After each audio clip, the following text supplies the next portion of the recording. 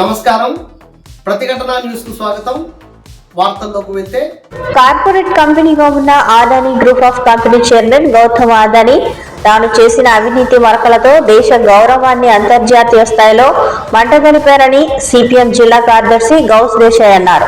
శనివారం కర్నూలు నగరం సుందరయ్య సర్కిల్లో అదానీ అవినీతికి వ్యతిరేకంగా సిపిఎం ఆధ్వర్యంలో నిరసన కార్యక్రమాన్ని చేపట్టారు.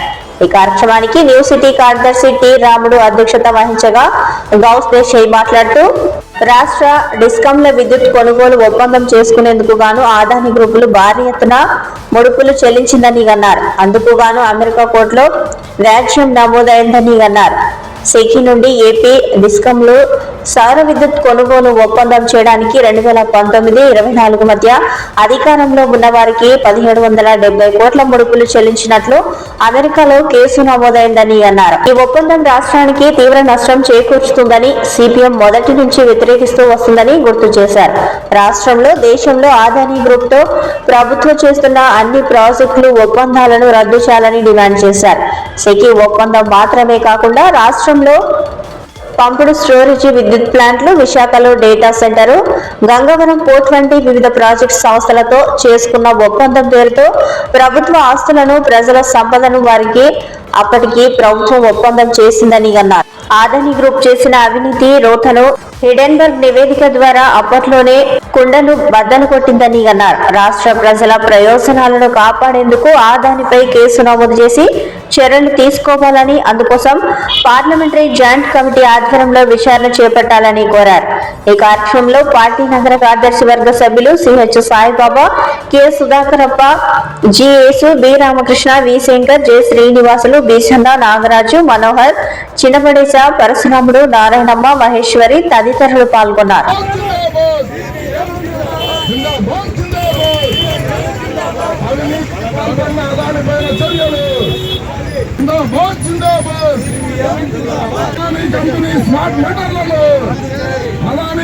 స్మార్ట్ మీటర్లను సిపిఎం జిందాబాద్ జిందాబాద్. అదానీ పైన చర్యలు, అదానీని వెంటనే అరెస్ట్ చేయాలి, అదానీని వెంటనే. సిపిఎం జిందాబాద్ జిందాబాద్, సిపిఎం జిందాబాద్ జిందాబాద్ జిందాబాద్, సిపిఎం జిందాబాద్. అరెస్ట్ చేయాలి, అదానీని పాల్గొన్న వారిని వెంటనే. సిపిఎం.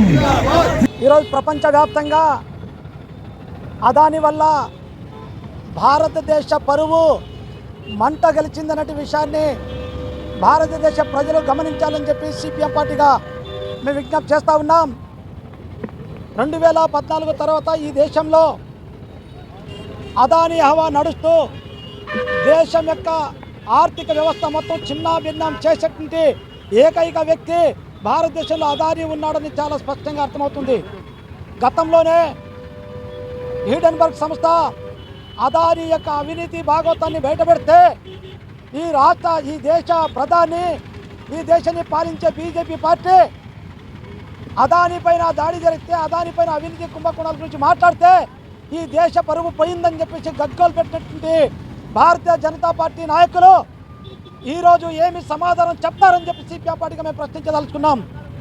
అంతర్జాతీయ స్థాయిలో అవినీతి కుంభకోణాలకు కారకుడైన, లంచాలకు పాల్పడి అనేక రకాల ప్రాజెక్టులు తన స్వాధీనం చేసుకున్నటువంటి ఒక అవినీతి పరుడైన అదానీని అరెస్టు చేస్తారా లేదా అని చెప్పి ఈరోజు సిపిఎం పార్టీగా మేము ప్రశ్నించదలుచుకున్నాం.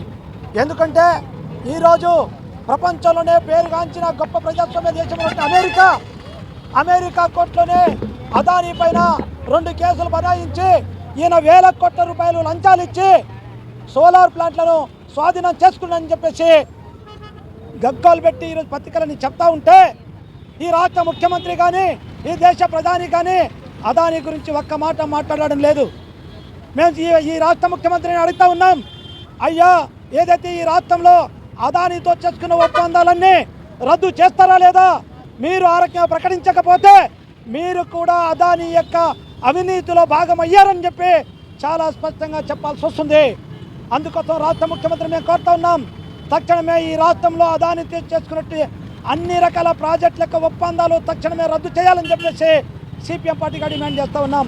అలాగే కేంద్ర ప్రభుత్వం తక్షణం జోక్యం చేసుకుని భారతదేశ పరువును నిలబెట్టడం కోసం అదానిని తక్షణంగా అరెస్ట్ చేసి అదానిపై సమగ్ర విచారణ జరపాలని చెప్పేసి జాయింట్ పార్లమెంటరీ కమిటీ వేయాలని చెప్పేసి సిపిఎం పార్టీగా డిమాండ్ చేస్తూ ఉన్నాం.